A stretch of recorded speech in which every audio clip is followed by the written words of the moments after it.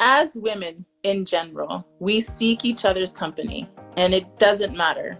Like, there's some women that are solitary, and there's some women that are introverts, but they still want other people around them, and other people who understand their struggles, who celebrate their victories, who are just there to just say, I'm so aggravated right now.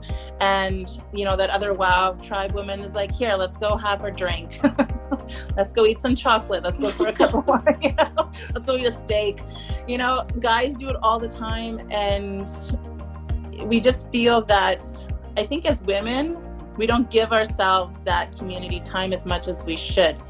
And so when WOW came about, I was like, finally, someone understands women in business and what we need to be successful and to meet those needs of community and just bouncing ideas off each other.